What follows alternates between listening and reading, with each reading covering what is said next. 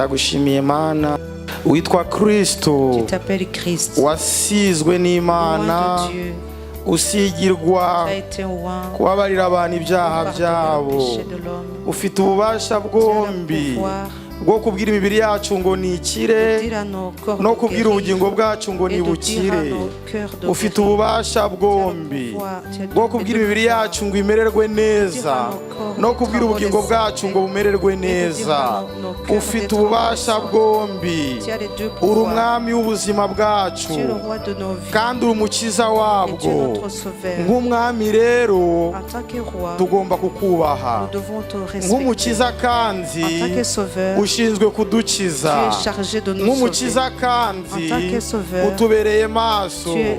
Rebo sisiyani rabini ni ya karibo sansini ni yaro akiririya baba baba baba. Bwoko bwawe turi imbere yawe tuguceneyeho amazi y'amara inyota. Yesu mwana w'intama w'Imana duciye bugufi kano kanya. Asisi ni ya diva Data ni wowe uzi ibyo dukeneye, ni wowe uzi ibyadufasha, ni wowe uzi ibyatugirira umumaro. Turasenze ngo ubutatu bwawe buterane natwe. Mana Data ibe hano hantu, Mana Mwana ibe hano hantu, Mana Mwuka ibe hano hantu. Icyubahiro cyawe kimanuke. Twirukanye imbaraga za shitani. Sansini ya devo anini sansoyi. Data data data data data data turagukeneye, turagukeneye, tugufitiye inyota, turakwifuza, turagukeneye.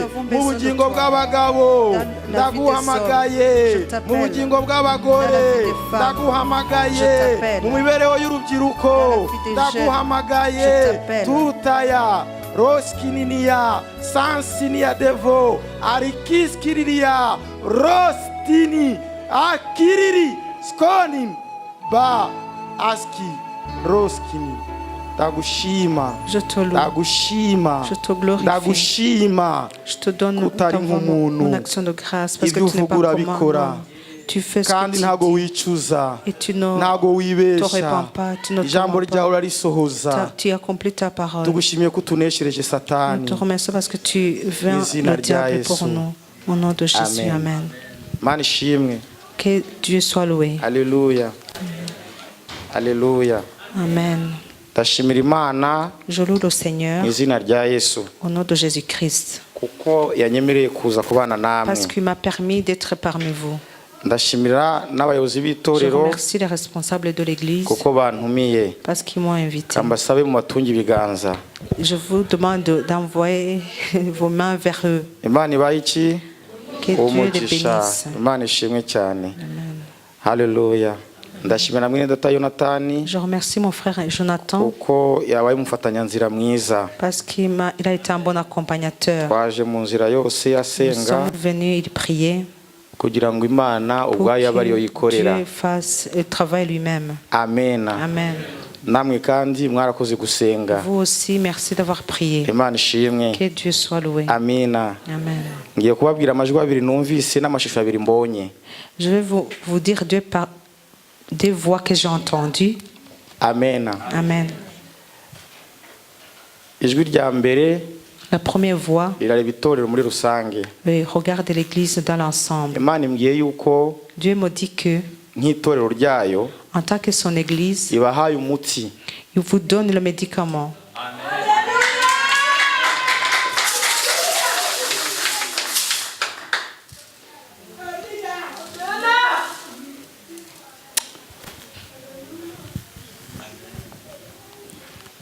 Ntabwo yanyerekaga icyiciro cy'abarwayi bagiye bakeneye uwo muti ariko yanyerekaga ko muhawe umuti. La partie où se trouvaient les malades, mais je sais que vous avez reçu le médicament. Ishusho yabyo, l'image, nabonaga imirongo ibiri. Je voyais deux lignes. Umurongo wa mbere, la première ligne, wari w'abarwayi baje kwisuzumisha. Il y avait des malades qui étaient venus en consultation. Je n'entendais pas ce qu'ils disaient leur maladie. Kandi nabonaga hariho equipe nini. Je voyais qu'il y avait une grande équipe qui était prête à écouter, à les écouter et les concerter. L'autre côté, il y avait une autre ligne des malades qui ont reçu les médicaments, qui reviennent dans le contrôle pour voir comment ça se passe. Dieu me dit que vous allez être des gens qui guérissent les autres et les gens vont revenir pour témoigner. Alléluia. La deuxième voix, c'est une voix qui concerne chaque personne. C'est quelqu'un particulièrement, pas dans l'ensemble. La jeune fille qui portait la veste jaune. Je ne connais pas son état civil. Mais Dieu me dit qu'il est jaloux de toi. Dieu a besoin de toi. Parce qu'il a besoin de toi, il va mettre en toi ses paroles. Il va te donner une manière de parler de façon que les gens vont t'entendre. Si tu utilises mal cette influence-là, le Seigneur va te le demander. Parce que ceux à qui tu vas inviter à prier vont venir. Et les gens vont avoir l'envie d'aller où tu vas. Si tu vas où Dieu ne veut pas, c'est à toi que sera la punition. Que Dieu t'aide et qu'il te bénisse. Viens, nous allons prier pour toi.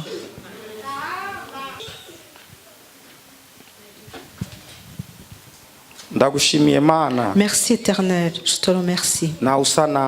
Tu n'es pas comparable à quelqu'un. Tu promets et tu accomplis. Dieu puissant. Rien ne peut arrêter ton projet. Je ne connais pas son histoire. Peut-être elle a une histoire difficile. Mais tu n'es pas un Dieu qui préfère les uns contre les autres. Ta parole dit que tu corriges ce que tu aimes. Il est visible qu'elle est encore jeune. Il avait des bons projets. Mais tu choisis de rajouter tes projets. Comme tu l'as dit à Marie, la mère de Jésus. Tu as préféré la choisir pour qu'elle puisse travailler pour toi. Je prie pour elle. Que tu la guides. Que tu la remplis de ton esprit Saint. Remplis-la de ta puissance. Garde-la quand elle traverse des moments difficiles. Que tu vainques ses ennemis. Je prie pour sa bouche, sa langue. umurinda amagambo adaturuka kuri wowe, umurinda amagambo y'ubupfu, kubera ko uramufuhiye, ijambo azavuga uzaryitaho, azakora ibigushimisha kandi bigutunganiye, mwongerera inyota yo gusenga no kugukorera mu izina rya Yesu. Amen. Imana igushoboze. Reka dusome. Nous allons lire Abacamanza Juge 16. Ndahera kuri 23. Je commence au verset 23. Ngeze kuri 25. Jusqu'à 25. Mu Kinyarwanda havuze ngo, en Kinyarwanda il est dit, urupfu rwa Samsoni, la mort de Samson. Hanyuma abatware b'Abafilisitiya barateranira gutambira Imana yabo Dagoni ibitambo byinshi no kwishima. Bakavuga bati, Imana yacu yadushoboje umwanzi wacu Samsoni. Nuko abantu bamubonye bashimikirwa Imana cyabo, baravuga bati, Imana yacu idushoboje umwanzi wacu wari umurimbuzi w'igihugu cyacu, wishe benshi muri twe. Nuko bakinezerewe mu mutima baravuga bati, nimuhamagaze Samsoni abatuganirira. Nuko batumira Samsoni, bamukura mu nzu y'imbohe, bamuhagarika imbere yabo hagati y'inkingi, arabaganirira. Amen. Amen. Lisons la parole. Or, les princes des Philistins s'assemblèrent pour offrir un grand sacrifice à Dagon, leur Dieu, et pour se réjouir. Ils disaient, notre Dieu a livré entre nos mains Samson, notre ennemi. Et quand le peuple le vit, ils célébrèrent leur Dieu en disant, notre Dieu a livré entre nos mains notre ennemi, celui qui ravageait notre pays et qui multipliait nos morts. Dans la joie de leur cœur, ils dirent, qu'on appelle Samson et qui nous divertisse. Ils firent sortir Samson de la prison et ils jouaient devant eux. Ils le placèrent entre les colonnes. Alléluia, alléluia. Le titre de mon message dit combattons le diable pour qu'il puisse nous fuir. Combattons le diable pour qu'il puisse nous fuir. Alléluia. Amen. Alléluia. Amen. Alléluia. Amen. Combattons Satan pour qu'il puisse nous fuir. Cette parole pour que ça veut dire que si nous ne le combattons pas, il ne va pas fuir. Nous fuir, c'est que nous puissions d'abord le combattre. Le titre dit combattons le diable pour qu'il puisse nous fuir. Les autres versets qui disent la même chose que le verset que nous venons de lire, c'est écrit en Jean 10, 10. La parole dit, nous allons lire. Nous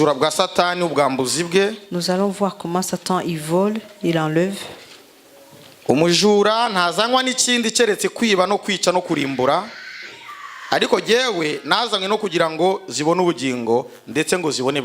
Le voleur ne vient que pour dérober, égorger, détruire. Moi, je suis venu en fait que les brebis aient la vie et qu'elles soient dans l'abondance. Ici, la Bible décrit le diable comme un voleur. Il vient pour dérober, égorger et détruire. Hanyuma muri Yakobo 4:8 ho ntabwo turi buhasome. 4:8, on ne va pas lire. Aravuga ngo tugandukire Imana. La parole dit approche-nous de Dieu. Ariko turwanye Satani nawe azaduhunga. Et combattons Satan et il va s'enfuir. Ni nawo murongo ngenderwaho. Et cette parole que sur laquelle nous allons nous appuyer.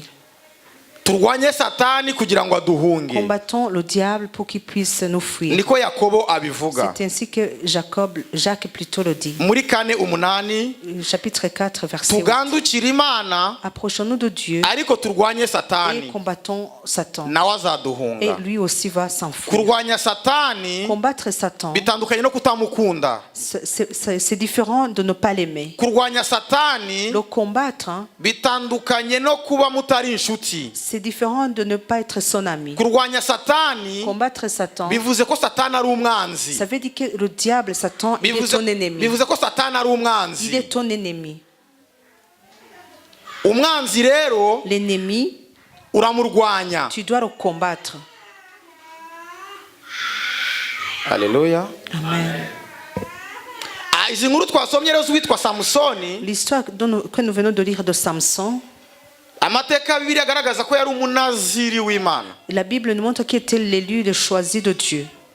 Imana yari yaramuhamagaye kugira ngo azabashe gukiza abisiraheli amaboko y'abafilisitiya. Dieu l'avait appelé pour qu'il puisse sauver des Israélites contre les mains des Philistins. Ni nkuko natwe Imana tuvanye muri Afrika ikatugeza i Burayi kugira ngo tuvuge ubutumwa. Que Dieu nous a fait sortir de l'Afrique, nous amena jusqu'ici pour que nous puissions évangéliser.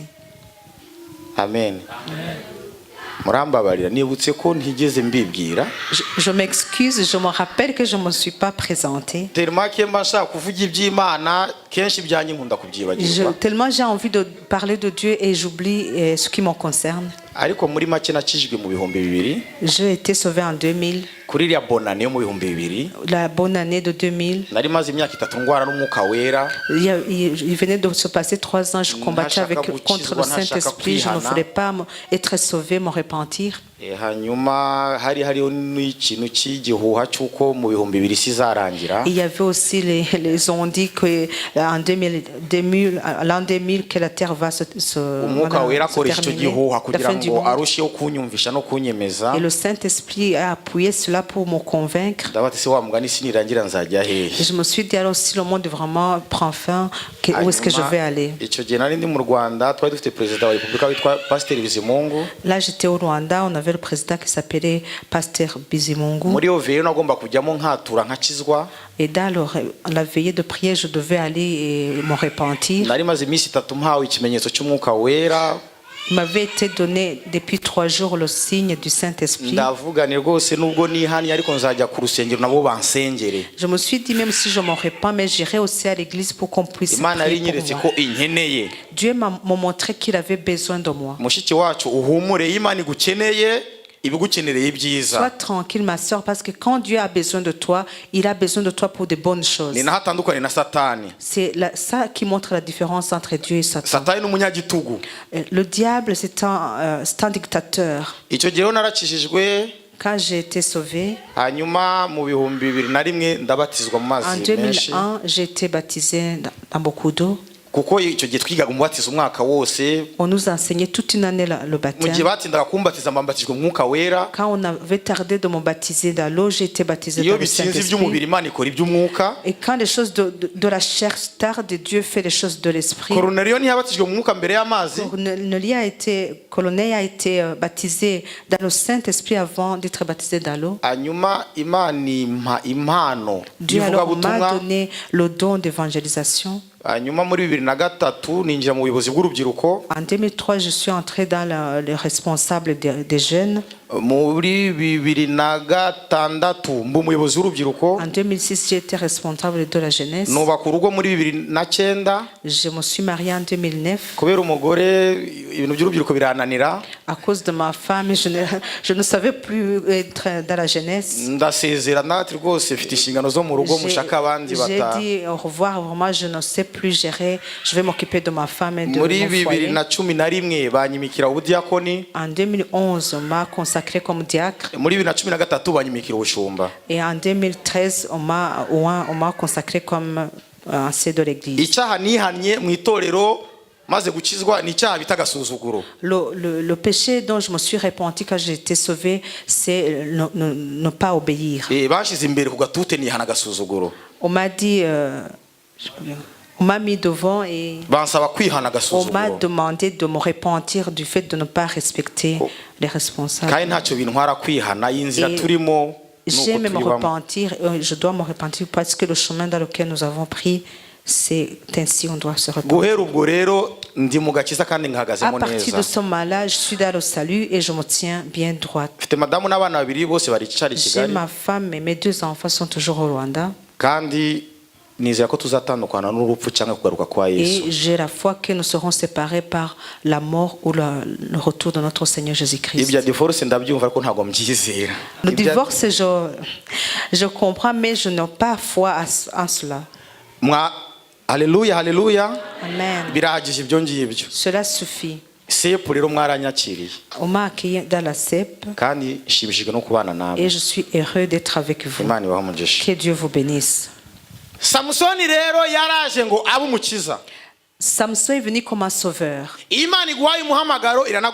Quand Dieu te donne un appel, il va te soutenir aussi.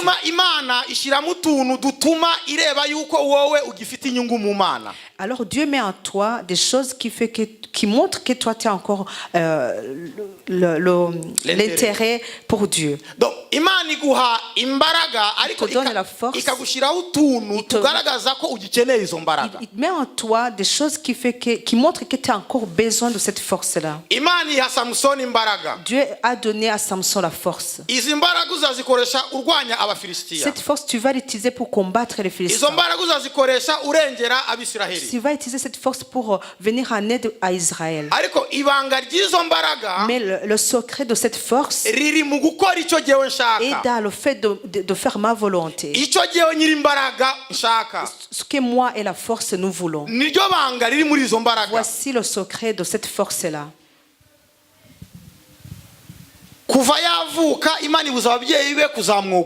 Depuis qu'il allait naître, Dieu avait interdit aux parents de raser sa tête. Voici. Comme nous avons aussi nos comptes dans des banques.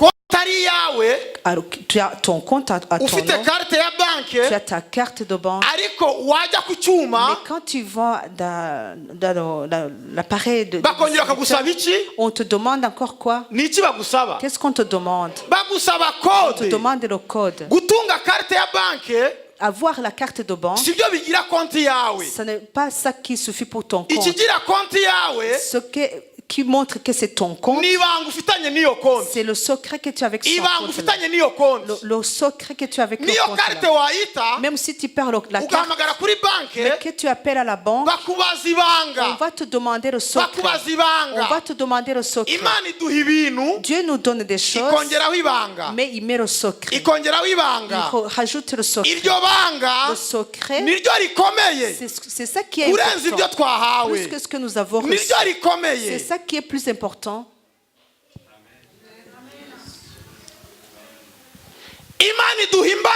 Dieu nous donne la puissance et il nous donne le secret. Cette puissance, c'est pour utiliser dans l'œuvre de Dieu. Je vous donne des dons. Ces dons-là, c'est pour utiliser dans mon peuple. Je vous donne l'amour. Cet amour, c'est pour l'avoir pour les méchants et les bons. Et il rajoute le code. Il rajoute le code. Il rajoute le code.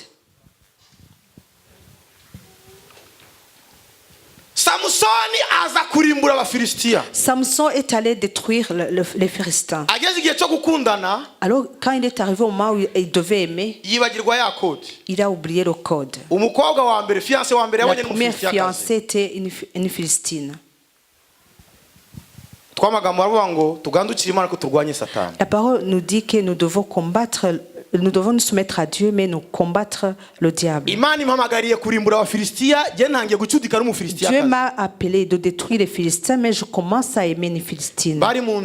Alors qu'ils étaient sur le chemin, il a rencontré un lion.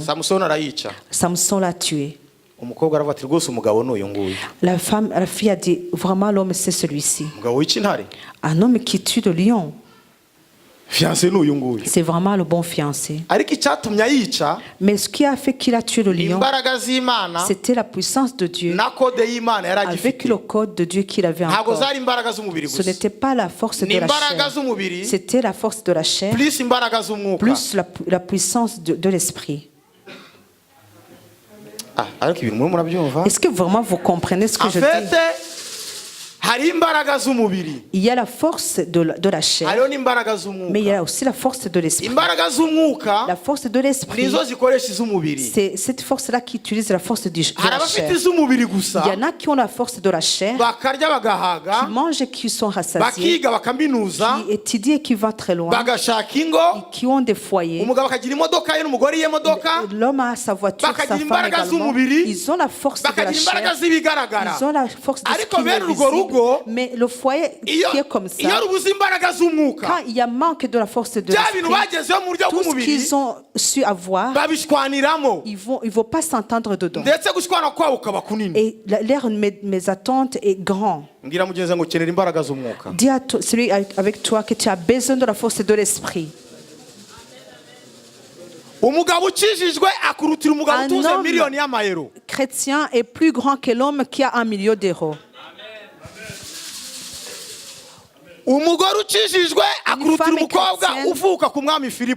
Est plus grande qu'une femme, une fille qui vient du roi Philippe. Dites c'est vrai.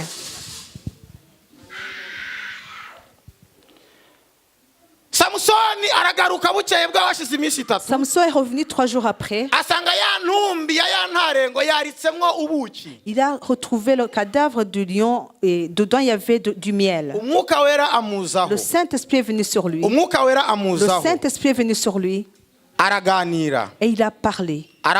Il a parlé. Il a parlé. Il a dit entre dans le cadavre. Il y a eu à manger. Et dans le plus fort, Dieu a tiré une bonne chose les choses qui ont de la saveur. Il était en train de parler sur le lion. Le lion est plus fort. Le lion est le roi de la forêt. Quand Samson a eu la puissance du Saint-Esprit sur lui,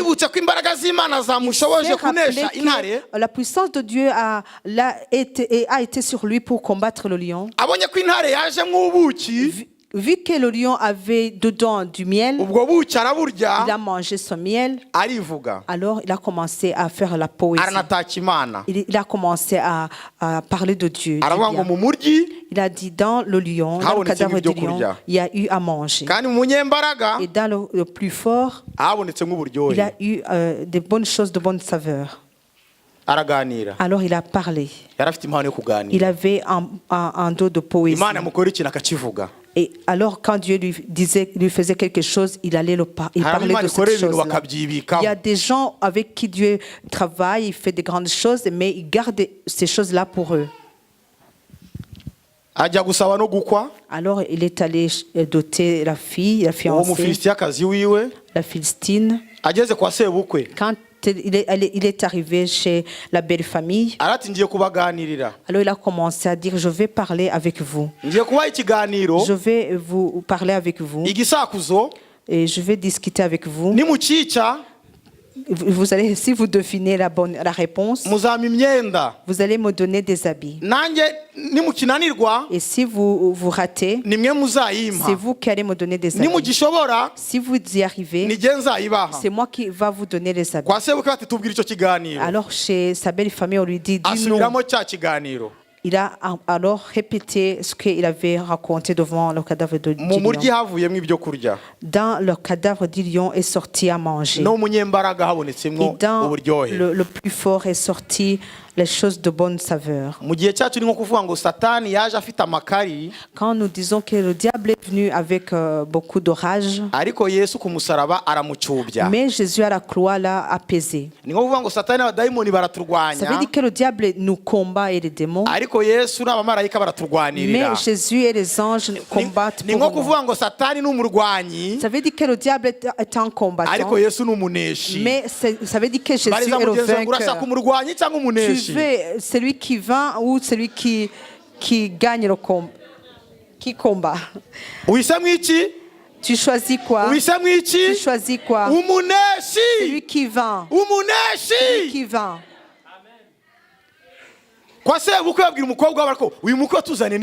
Alors chez la belle famille, on a dit à la fiancée, mais qui est cet homme que tu nous as amené? Il nous a dit une énigme, mais va lui dire de nous expliquer un tout petit peu ça.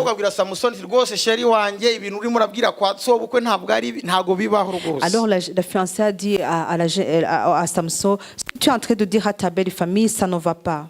Alors Samson lui a expliqué. Alors la jeune fille a été le dire à ses parents. Le jour de la dot, lorsque Samson est revenu avec l'énigme, alors ils ont su trouver la réponse. Alors il leur a dit, si vous n'aviez pas utilisé mon outil, vous n'auriez pas reçu la réponse. Alors le Saint-Esprit est en train de montrer à Samson qu'il n'est pas correct d'avoir l'amitié avec les Philistins. Si il avait écouté le Saint-Esprit, il n'allait pas rencontrer Delilah. Alors Samson s'est séparé de la première fiancée. Alors Samson a dit, je me suis trompé.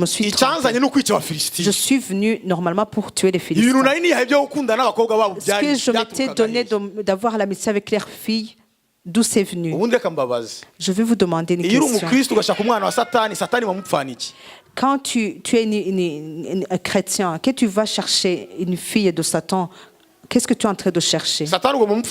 Quelle est la relation entre toi et Satan? Quand tu cherches sa fille, quelle est la relation que tu as avec Satan? Pourquoi avez-vous peur mwene data haguruka ubitubwire wowe nabonye ushoboye kuvuga haguruka wowe satani ushatse umukobwa wa satani yibyariye ukamufata un mariage satani abakubariye iki quand tu prends une jeune fille de Satan qui est Satan pour toi mama nawe haguruka wowe wambaye amarinete wowe wambaye amarinete haguruka iyo umugabo wawe ari umuhungu wa satani Satani wamupfana iki quand ton mari est le fils de Satan quelle est la relation entre toi et Satan mama nawe haguruka wo muri ni Ebenezeri Maman, toi, tu es un Ebenezer. Oya, nuko mutamenyereye kubazwa. Ubwo nawe ko ikibazo mufite questionné. Ntago giye mumenyereye. Ariko turamenyerana muhumure. Mais nous allons nous habituer les uns. Iyo umugabo wawe ari mwene Satani, mu gisekuru cye et de la famille de Satan. Satani wakubereye iki? Qui est Satan pour toi? Yonatani haguruka. Abantu b'Imose rwose mufite diplomasi. Les gens de Mose, vous avez la diplomatie. Vous n'allez pas me dire que vous ne comprenez pas. Si Louise, c'est sa femme, je la connais.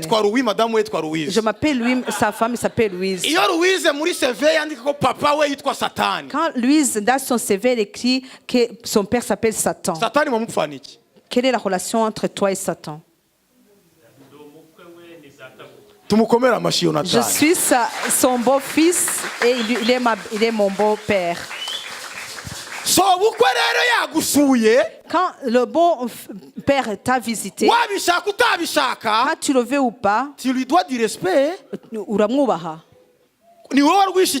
C'est toi qui t'es amené toi-même en allant chercher la fille, le garçon chez lui. C'est toi qui l'as cherché.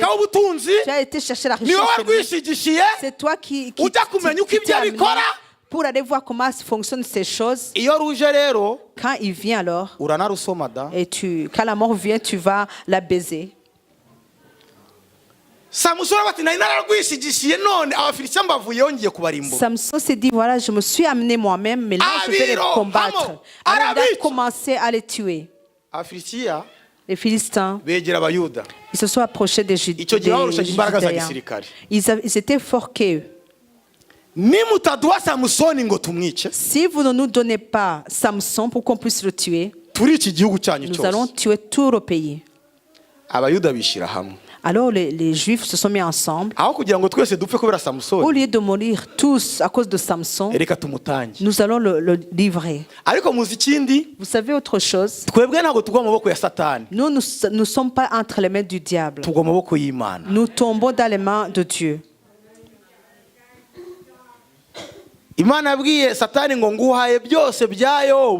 Dieu a dit à Satan, je te donne tout de Job, mais ne touche pas à sa vie.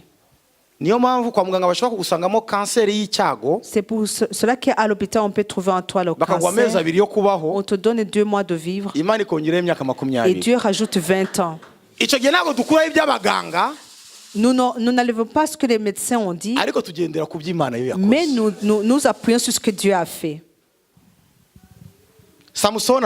Alors Samson leur a dit, en tant que mes frères juifs, acceptez que vous n'allez pas me toucher. Ces païens-là, donnez-les-moi. Alors on l'a attaché, on l'a amené. Dans la remise et le on devait donner Samson pour qu'il soit tué par les Philistins, en fait que les Juifs puissent vivre. Alors quand les Philistins ont vu qu'on amenait Samson attaché, ils se sont approchés, ils sont venus en courant avec les lances. Lorsqu'ils venaient vers lui, lui aussi voulait les rencontrer en courant. Quand il est arrivé devant eux, alors le Saint-Esprit est venu sur lui. Les ficelles qu'on avait attachées à lui, il les a cassées. Alors à côté de lui, il a vu la mâchoire de l'âne. Alors il a pris. Il a tué avec tous les Philistins qui étaient venus. Il n'y a personne qui est rentré chez lui. Quand il a fini cela, alors il a commencé encore à parler. Il a commencé encore à parler de Dieu. Il a dit, erega n'umusaya w'indogobe ibirundo ni burundo. Avec une mâchoire d'âne, un monceau, deux monceaux. Ngo hamwe n'umusaya w'indogobe nawe Avec wicishije une ibirundo mâchoire by'Abafilisitiya. d'âne, j'ai tué 1000 hommes. Izo nkuru muzasomye mu bacamanza igice cya 14 En Juge 15, muzagenda 14, 14 umurongo wa 14 verset 14. muzagenda mubona ibiganiro yagiye Vous aganira. allez voir comment il a fait Umusaya des w'indogobe ibirundo n'ibirundo. avec une mâchoire d'âne, un monceau, deux monceaux. Ubwo ntiyaraganiriye neza ra? Il n'avait pas bien parlé. Haleluya. Amen. Haleluya. Amen. Ingabo zije kugutera. Quand une armée vient te combattre, ukazirukana mu izina rya Yesu quand tu les gusa. chasses au nom de Jésus-Christ, Nta yindi ntwaro ufite. sans avoir une autre Nta zindi arme, mbaraga ufite. sans avoir autre force, Ukavuga uti mu izina rya au Yesu. nom de Jésus, Mu izina au nom de rya Jésus, Yesu. Icyo kintu cette chose-là, abanzi batsinzwe et que si les ennemis sont battus, ntabwo wacishimira. tu ne peux pas te réjouir de ça. Ukavuga ati ngo izina nkunda nemera. Le chantre a dit, le chant que j'aime et que j'accepte, Izina rimara imibabaro. le nom qui enlève la douleur, Izina riruhura indushyi. le nom qui soulage les malheureux. Ni izina C'est ryande le nom de qui? rya De Yesu. Jésus. Samusoni araganira. Alors Samson a commencé à faire N'umusaya la poésie w'indogobe. avec la mâchoire de Ibirundo l'âne, n'ibirundo. des monceaux et des monceaux. N'umusaya w'indogobe. Avec la mâchoire de l'âne, Nishe ibirundo by'Abafilisitiya. j'ai tué des monceaux de Philistins. Ikiganiro cye cya kabiri. La deuxième conversation. Abayisiraheli bose bakajya bakivuga. Alors tout Israël commençait à dire cette poésie-là. C'était comme la coutume. Iyo umuntu yakoraga ikintu cy'ubutwari barakivugaga. Quand les gens, quelqu'un faisait quelque chose de puissant, on répète cela. Kandi natwe Imana ikora ikintu cyiza tugomba kukivuga tukakivugira Nous aussi, Imana. quand nous faisons, Dieu fait avec nous quelque chose, nous devons parler de Dieu. Dawidi amaze kwica Goliyati w'icyago, Quand David venait de tuer Goliath, Abisirayeli nabo baraganiriye. alors là, les Israélites ont commencé à dire des Baravuga ngo poésies. Sawuli yishe igihumbi, Ils ont commencé à dire, Saul a tué 1000, ariko Dawidi yica David a tué inzovu. 10 000. Barivuze. Ils ont commencé à faire la poésie. Abafilisitiya barumirwa. Alors les Philistins se sont étonnés. Iki cyago tuzagikira dute? Comment allons-nous nous débarrasser de ce malheur? Ninde watwikira Samusoni? Qui peut tuer pour nous Samson? Hagati aho ngaho Samusoni yongera kubenguka witwa Delila, Entre-temps, Samson encore a aimé une jeune fille appelée Delilah, w'Umufilisitiyakazi. Philistine aussi. Delila yumva ko bene wabo bashaka umuntu uzabikira Samusoni. Alors Delilah entendit qu'il cherchait quelqu'un qui pouvait tuer Samson. Arata ukazi mukandekere nzagakora. Alors elle a dit, laissez-moi ce travail, je vais le faire. Aramubwira ati ariko sheri ibanga ry'imbaraga ryawe ni Alors izihe? il a dit à Samson, mais quel est le secret de ta puissance? Samusoni amubwira ikintu kimwe. Samson lui a dit quelque chose. Aramati buriya bamfashe bakanzirikisha imigozi mishasha itari yagira ikintu na kimwe izirika banshobora nkamera nk'abandi bose. Il a dit, si on prend une ficelle nouvelle comme attache, et là je n'aurai plus ma force. Delila aramusinziriza arayimuzirikisha arangije atuma Abafilisitiya. Delilah l'a endormi et elle a appelé les Philistins. Aramubwira ati Samusoni wapfa Abafilisitiya Il a dit, baragusumiriye. Samson, tu vas mourir, les Philistins vont t'attraper. Ya migozi yo Samusoni arayica. Alors Samson a su casser les ficelles. Abafilisitiya bose bamuteye arabica nta numwe watashye Il mu bari a baje tué tous les kumwica. Philistins qui étaient venus le combattre. Delila kugira ngo abyishimire Pour que Delilah se réjouisse, abaza umugabo ati ariko wambeshye il a dit à son mari, tu m'as menti, ntabwo nkunda. tu ne m'aimes pas. Samusoni iyo yumvira umwuka Si Samson avait écouté le yari Saint-Esprit, kwibaza kuri uwo mukobwa utanejejwe nuko yisha abanzi il be. allait se demander des questionnements sur cette femme qui n'est pas contente parce qu'il vient de tuer ses ennemis. Ariko kuko atabashije kurwanya Satani, Mais parce qu'il n'a pas su combattre le diable, yakomeje ashaka abagore mu nkambi ya Satani, il a continué à chercher des femmes dans le camp du diable. yakomeje gushaka abafasha mu muryango wo Il kwa a continué à Satani. chercher des aides dans la famille de Umwuka we Satan. yarasigaye amubwira we ntabashe Alors kumva. le Saint-Esprit parlait et il n'arrivait pas à entendre. Samusoni amubwira indi nshuro ya kabiri, Alors Samson lui a parlé pour la deuxième fois. aramubwira ati ufashe imisatsi yanjye iyi ngiyi Si tu prends mes cheveux ukayicamo imigwi et irindwi, que tu fasses cette mbese ukayisuka amadredi cyangwa amameshe nk'ibyo abagore b'iki gihe basigaye bakora, tresse, ukabikora mu migwi irindwi, et que tu fasses cette partie, Muruko atangiye kwegera wa musatsi ryabanga. Vous comprenez qu'il commence à Muruko atangiye kwegera ya kode n'Imana. Il commence à approcher le code avec Dieu. Imisatsi yanjye ukayisuka mu migwi irindwi. Si tu tresses mes cheveux dans cette partie. Kandi umubare karindwi ufite icyo usobanura mu mwuka.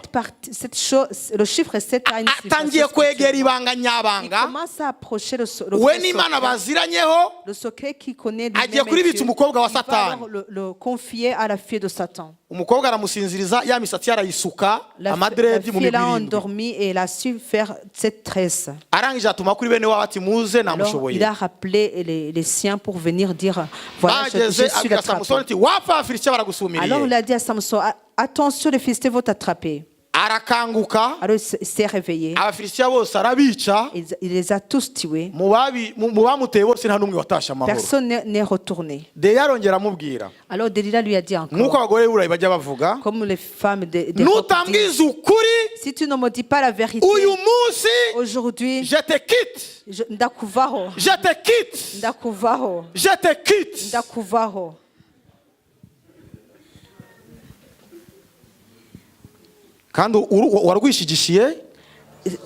Quand tu amènes le malheur chez toi, tu dois l'accepter. Samson aribwira. Alors Samson s'est dit, au lieu que ma femme me quitte, je vais lui dire. Même si c'était mon code avec Dieu. Mon code avec Dieu. Le secret de ma vie. Le secret de ma vie. Le secret de mon évolution. Mon secret. Je vais le donner. Il y a des gens qui arrivent au travail et ils donnent leur secret. Il y a des gens qui arrivent dans le commerce et ils donnent le secret. Il y a des gens avec qui nous prions avec au moment où ils vont chercher une fiancée, ils donnent le secret. Et le diable te fait choisir. Tu choisis le salut ou tu choisis la richesse. Tu choisis les papiers ou tu choisis le salut.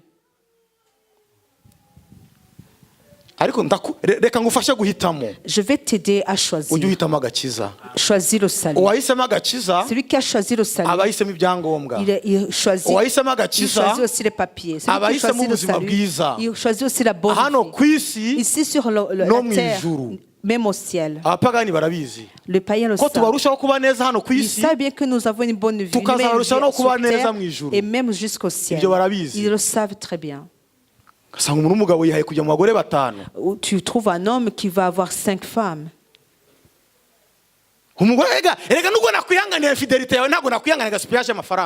Et la femme dit, voilà, je vais avoir la patience avec ton infidélité, mais pas avec le gaspillage. Et un homme de 50 ans qui vient dire à sa femme le nombre d'enfants qu'il n'a jamais déclaré. J'ai un enfant à Liège que je ne t'avais pas parlé. Après, il va parler de celui de Nami qu'il avait oublié. Et l'autre fois, il va amener celui de Charleroi. Et après, il va parler de celui de Bruxelles. Et là, j'ai fini. Vraiment. Et quand je vais mourir, rappelez-vous de ces enfants. Les païens sont vraiment des problèmes sur eux. Ils sont malheureux. Et Satan commence à nous proposer. Je choisis d'être dans la sainteté et je vais être ferme dans le salut.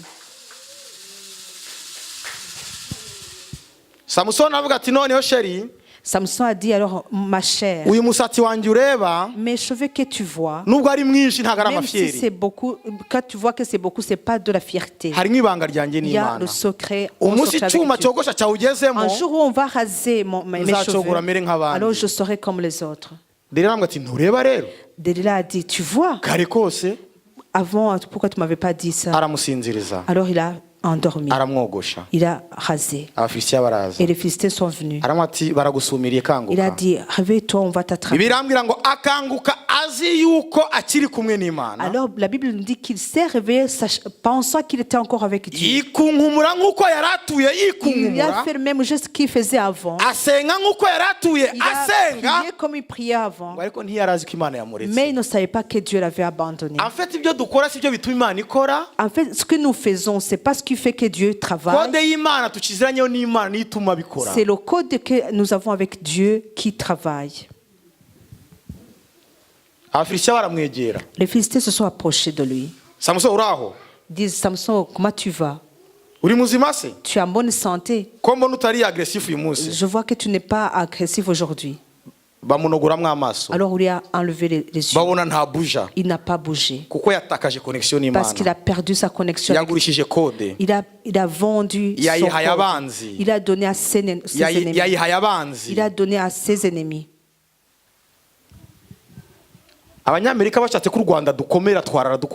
Quand les Américains voudraient que le Rwanda soit un pays fort, ce même jour-là, nous le saurons. Si les Russes veulent que le Burundi soit un pays fort, le même jour, il le sera. C'est des petites choses seulement qui vont nous apprendre. Ils vont nous apprendre comment faire la bombe nucléaire et comment faire notre vie. Comme ils sont venus chez nous pour nous diriger, nous aussi on pourrait le faire. C'est un petit truc qui fait qu'un pays est au-dessus de l'autre. Alors on l'a retiré à Samson. On lui a amené dans un centre, dans un prison. Il n'avait plus plutôt sa force n'était pas partie. Il avait encore sa force. Ce qui a changé, c'est le chef. C'est le chef. Cette force n'avait pas travaillé pour Dieu. Cette force allait travailler pour le diable.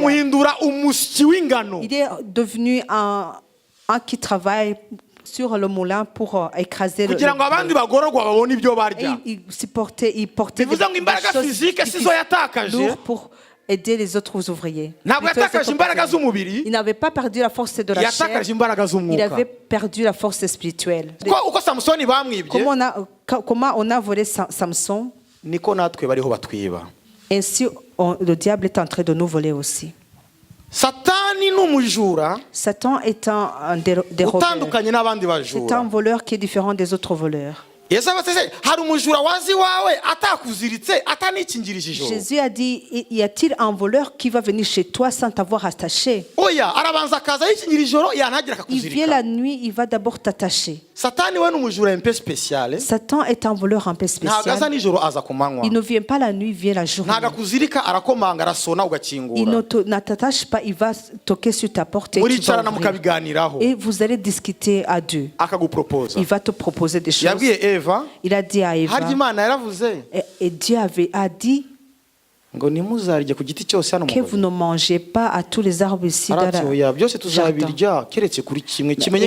Eva dit, nous allons tous manger sur tous les arbres à part un seul.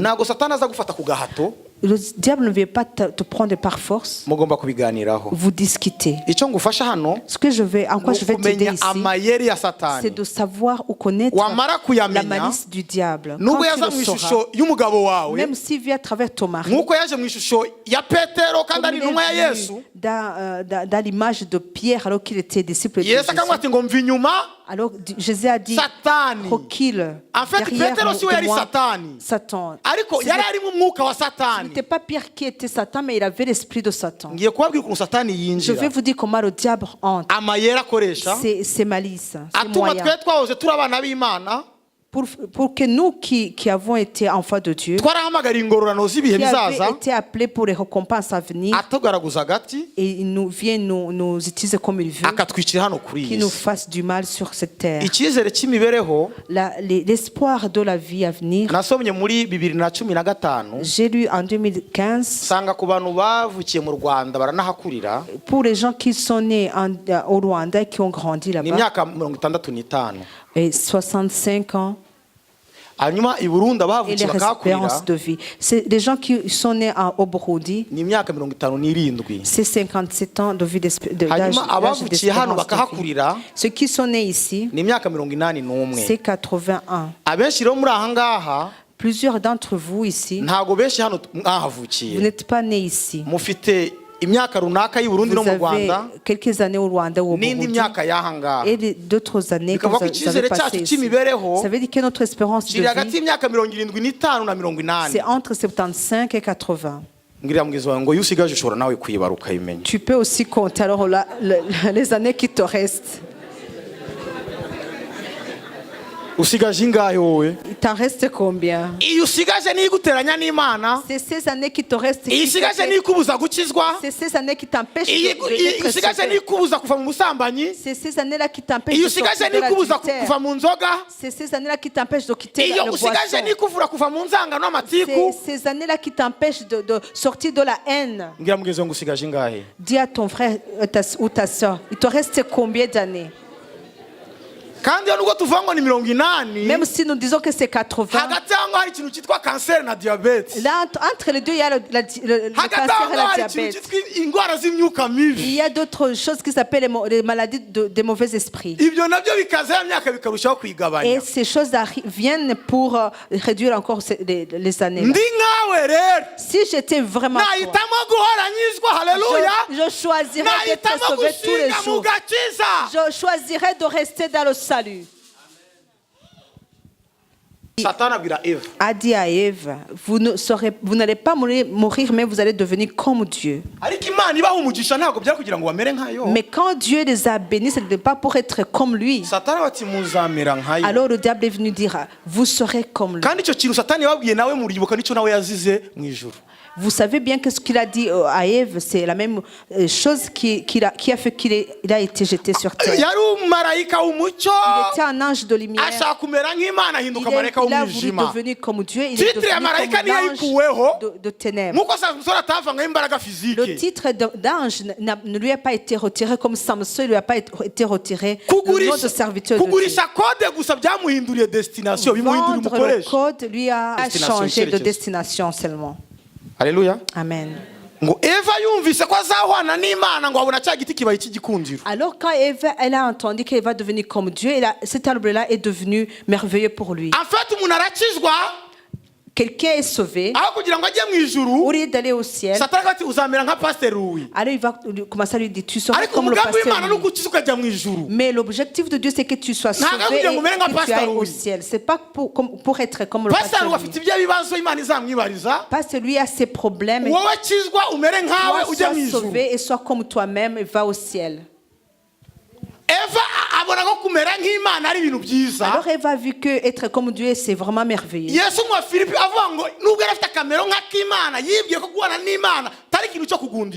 Alors Jésus, en Philippiens, il est dit que Jésus a vu que le fait d'être au ciel n'était pas une chose à garder.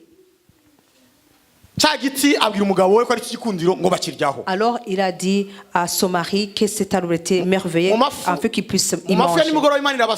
Alors au soir, Dieu les a visités en disant, où es-tu? Alors Adam a dit à Dieu, nous avons entendu que tu venais, alors nous sommes enfuyés parce que nous étions tout nus. En fait, quand il dit qu'il était tout nu, ça veut dire qu'avant ils étaient habillés. Quelle est la nudité dont parlait Adam? Ils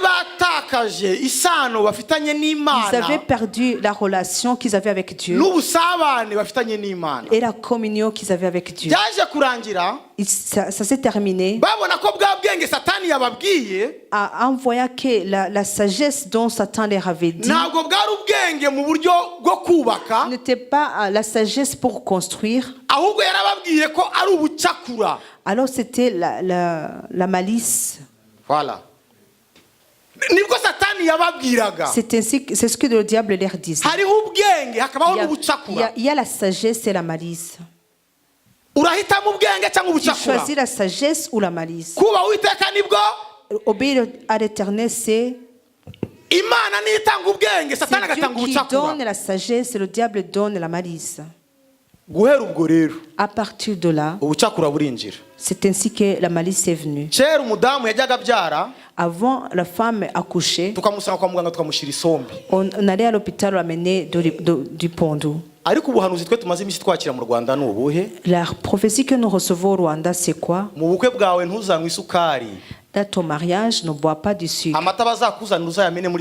Le lait qu'on va t'amener va le jeter dans la toilette. Le Saint-Esprit nous a montré que cela a été salué. cela qui est mauvais a été amené par les diacres et les chrétiens. La personne que tu ne connais pas va t'amener le pondu et tu vas manger. Et avant, ça venait, tu priais et tu mangeais. Et la sagesse est remplacée par la malice. Avant, quelqu'un venait sans t'avoir prévenu et tu l'accueillais vraiment comme un visiteur. Aujourd'hui, il te dit, je vais te visiter. Après, tu commences à dire, ah, je ne suis pas disponible. Vraiment, c'est difficile d'avoir le temps. Et quand tu vas sans l'avoir prévenu, tu sonnes, la personne n'ouvre pas. Et quand il t'ouvre la porte, il va mal te parler. La parole de Dieu dit que nous devons reprendre ce qui ne respecte pas le programme. Mais la Bible qui parle de cela, et c'est la même Bible qui dit que je ne vous demande pas l'amour à vos amis seulement. Je vous demande aussi d'aimer vos ennemis. Alléluia. La sagesse a été changée en malice.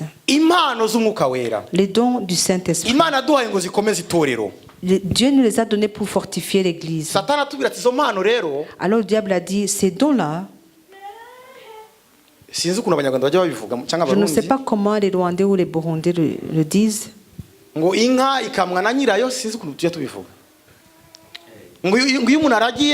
Quand tu...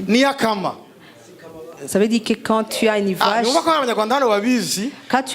c'est la même vache qui va te donner du...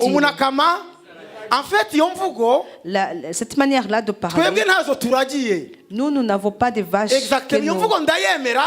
Nous n'avons pas de vaches. J'accepte la manière-là de parler. Mais la confusion que le diable a amenée, nous n'avons pas de vaches à paître. Mais le bon berger qui n'a pas besoin de récompense, c'est Jésus. Le bon berger, c'est qui?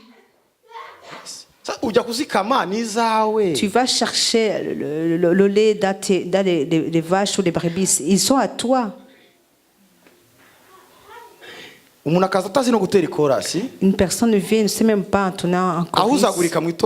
Il vient vraiment, il ne sait pas ce qu'il doit faire dans l'église. Alors quand il a la voix, alors il commence à obliger les gens, les responsables, de lui mettre sur la ligne dont il veut. Et quand tu ne le mets pas là où la personne veut, là, il va se fâcher. Parce que le don, il doit l'utiliser, le montrer. Est-ce que tu es en train de chercher tu cherches le bénéfice dans le don? Est-ce que c'est ton don à toi? J'ai préparé une grande conférence à Kigali. Nous avions invité la chorale Hosiana et Rehoboth. C'était des chorales vraiment qu'on aimait beaucoup. Nous avons eu vraiment beaucoup de gens et les gens ont allé même dehors de l'église parce qu'il n'y avait plus de place. Alors un de mes frères qui est un compositeur, un artiste, est venu me parler. Alors il m'a dit, écoute, j'ai un beau chant, donne-moi aussi le micro pour que je puisse chanter. Il a pris le micro, il a parlé, il a chanté, il a remercié Dieu et moi aussi. 2 ans après, quand il était fort, alors je l'ai invité. Il m'a dit, est-ce que vous pouvez avoir 120 000? La fois dernière, il m'a demandé vraiment de lui donner la place. Maintenant, je l'invite, mais il n'a pas envie de venir. Après 3 ans encore, donc ce qui avait fait qu'il avait été reconnu, parce qu'il n'a pas bien utilisé le bon code, Dieu lui a retiré l'onction. Il est redevenu comme tout le monde, comme Samson a commencé à faire la poésie. en croyant que Dieu, quand Dieu a méprisé, il avait oublié que quand on sème, on récolte ce qu'on a sémé. L'onction de composer, tu restes dans cette onction-là quand tu composes comme Dieu l'a ordonné. L'onction de connaissance, tu restes dedans. Quand tu donnes la parole de Dieu comme il t'a été ordonné. L'onction de prophétie, il reste quand tu prophétises comme il t'a été ordonné. Avant, il y a longtemps, les gens composaient des chants en esprit. Regardez le cantique. Le plus court a 3 couplets. Alors les compositeurs d'aujourd'hui, quand le diable leur dit, quand vous composez, les gens n'ont plus du temps.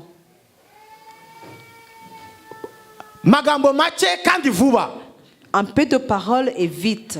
Mais si tu veux, ne parle même pas de Jésus. Et le chanteur va chanter. Il a mis de bonnes choses. Il a beaucoup. Il est aimable. Et il est plus beau plus que le miel. Et dans quelques minutes, il a fini. Et tu rentres en disant, on parlait de qui? C'est qui est plus doux que le miel? Celui qui a des bonnes choses pour moi, c'est qui? Et quand on arrive à l'église, et voici les chants. Nous parlons de qui? Le diable n'a pas peur de bonnes paroles. Il a peur du nom de Jésus. Je vais terminer par les prophètes. Et les prophètes, ayez patience de moi. Les prophètes, la parole de Dieu nous dit qu'il faut préférer ou aimer, admirer, aspirer au don de la prophétie. Je vais vous dire pourquoi Dieu le dit. Et comment le diable a échangé le code des prophètes. La prophétie, c'est la manière dont Dieu utilise à la fin. À la fin. J'ai enseigné. Tu n'as pas entendu. Ebenezer a écouté. Tu n'as pas entendu. Pasteur nous a parlé du programme de l'église. Tu n'as pas entendu. À ce moment-là, quand Dieu descend la prophétie, Dieu met ses souhaits dans les priorités. Pour que celui qui hésitait n'hésite plus, qu'il sache ce qu'il doit faire. C'est la dernière chose que Dieu utilise. Dans les moments normaux, il n'y aurait pas la prophétie. Vous savez comment le diable a changé le code? La prophétie. C'est bien. C'est ok. Il n'y a pas d'église sans prophète. Il n'y a pas d'église sans prophétie. Non. Vous devez prophétiser. Même ceux qui le savent. Et cherchez-le en vous. Ceux qui ne comprennent même pas. Essayez d'imiter. Mais il faut que les églises d'aujourd'hui ont besoin de parler et dites qu'il a dit. Même s'il n'a pas parlé. Même si vous mentez contre lui. Parlez. Parce qu'ils ont besoin que vous parlez. Parce que dans les derniers temps, les gens n'auront pas envie d'écouter la parole. Ils auront envie d'écouter ce qui les réjouisse. Et vous, prophètes, parlez ce que vous aimez. C'est ce qu'ils ont besoin. Alors il a changé le code. À l'hôpital, quand la personne ne sait plus manger, quand il ne sait plus boire, qu'est-ce qu'on lui met? On lui donne du sérum kugira ngo imufashe kunwa no kurya. pour qu'il puisse l'aider à manger et boire. Ndageranya ubuhanuzi nka serum. Alors je compare la prophétie comme le sérum. None mbariza mugenzi wawe, serum hari umurwayi uyisabira? Et je vais te demander à ton voisin, y a-t-il quelqu'un qui demande du sérum lui-même? Mwanze no kubazanya. Vous avez même refusé de vous questionner. Serum samabura kindi. Le sérum, c'est quelque chose qui vient à la fin. Est-ce que quelqu'un va demander lui-même du sérum? Il y a des chrétiens qui disent, ah, qu'est-ce que Dieu dit de moi? Ils sont en train de chercher du sérum. Je vais terminer par le GPS. Je suis venu sans connaître mon et voilà, me voici. C'est un GPS qui m'a amené jusqu'ici. C'est un GPS qui m'a conduit jusqu'ici.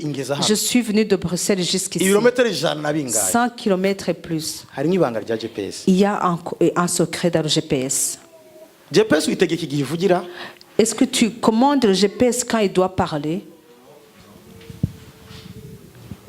Il ne m'a-t-il pas conduit jusqu'ici? M'a-t-il pas conduit jusqu'ici?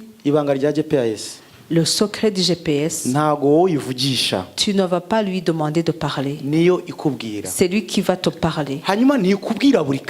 Il ne te parle pas à chaque instant. Il te parle quand c'est nécessaire. Quand c'est nécessaire, quand il y a plusieurs choix, alors le GPS t'aide à choisir.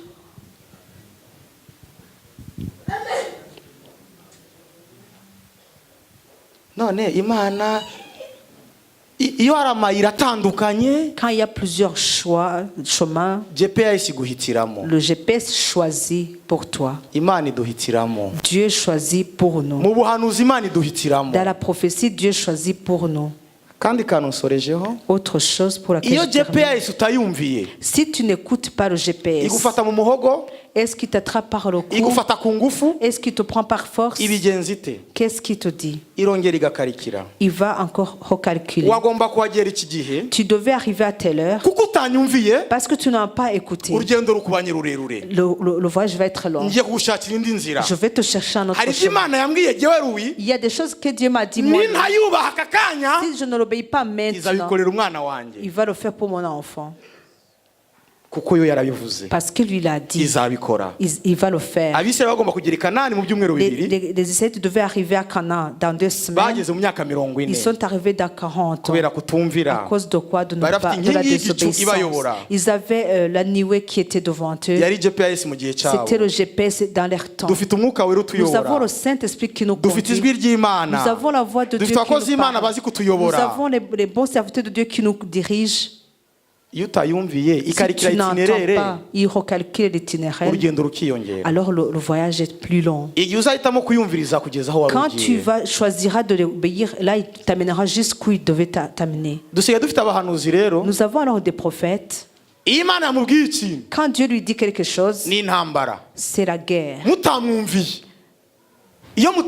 Quand vous ne l'écoutez pas, alors qu'il te prophétise au nom de Jésus, tu n'as pas la paix avec cette personne. Vous devez absolument faire ce qu'il a prophétisé. Les pentecôtistes, nos fils tombent souvent dedans. J'ai rêvé de la fille qui me donnait du lait. Ça veut dire que c'est là que je vais épouser. Tu as vu qu'elle te donnait du lait, mais tu ne sais pas celui qui a acheté ce lait. Mais même si te donne ce lait, peut-être c'est elle qui l'a acheté. Tu peux attendre que la personne t'amène le lait ou qu'elle aille l'acheter. Alors tu vas chez la fille et tu dis, Dieu l'a ordonné, c'est toi. Là c'est forcé, prendre par force. Et c'est un péché qui est puni par la loi. Nous allons prier Dieu. Le diable nous a volé. Ese iyo ukenera ubuhanuzi ubukenera kugira kuya ko ukeneye serumu cyangwa ubukenera kuko nyine warembye ushaka ibikunezeza. malade ou tu le cherches pour avoir ce qui te réjouit. Le fait que Dieu te parle, c'est parce que tu n'as plus le temps de prier et que tu cherches des choses plus rapides. Le diable nous a volé. Comment allons-nous le combattre? C'est le verset que nous avons lu. Jacques 4, 8. Soumettez-vous à Dieu et combattons le diable. Combattons le diable. Combattons le diable. Combattons le diable. Si Dieu continue à envoyer la prophétie dans l'église, c'est une alarme qui dit que les choses ne vont plus. Dans un temps normal, la prophétie n'est pas nécessaire. Les prières et la lecture de la Bible suffisent. Et nous sommes arrivés à un moment où nous disons que nous sommes à l'état final où nous avons vraiment besoin de la prophétie. Ceux qui ont besoin de prières, levez-vous, nous allons prier.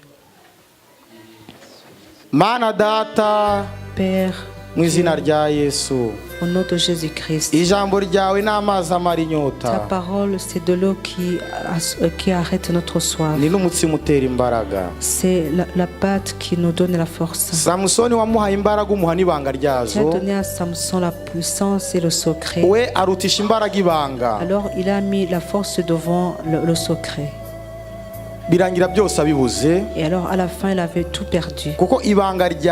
Parce que ton secret est plus important que ce que tu donnes. C'est pour cela que tu as dit que le chemin pour ces gens-là, ces gens qui ont le code, même s'ils sont pas très intelligents, ils ne vont pas s'égarer. Nous avons compris qu'il y a le code que tu nous donnes dans ce que tu nous offres. Que tu nous donnes à vivre, c'est pour te servir. Ce n'est pas pour nous servir nous-mêmes ou servir le diable. La beauté que tu nous donnes, c'est pour te servir. Nous nous humilions, Seigneur. Là où le diable nous a volé le code, tu nous as donné un moyen. Notre code a été volé. Notre code a été volé. Les autres, nous l'avons oublié. Mais tu as mis le moyen. Tu as dit, même si nos péchés sont tu vas le changer. Même si nos péchés sont très sales, très rouges, tu vas nous changer. Tu as mis le moyen de changer le code. Change notre code. Change notre code. Protège-nous des prières que nous prions quand nous sommes avec les visiteurs. Que nous gardons les prières de prier pour les visiteurs. Et enlève en nous l'esprit de nous montrer que nous ayons un esprit de travail pour toi. Enlève en nous la faiblesse. Remplis-nous la puissance du Saint-Esprit. Nous disons que ton nom soit élevé. Que la gloire te revienne. Nous acceptons que tu es notre roi. Nous acceptons que tu es notre sauveur. Nous acceptons de te suivre. Nous refusons Satan. Nous refusons les démons. Nous refusons la modernité qui nous égare. Nous refusons les esprits qui séparent les foyers. Les esprits qui séparent les foyers. Nous refusons les esprits qui font que les enfants sont désobéissants. Nous chassons les esprits de désobéissance. Ramène-nous notre code pour que nous ayons ta grâce, pour que nous ayons la paix, la joie plutôt. Au nom de Jésus-Christ. Amen. Amen.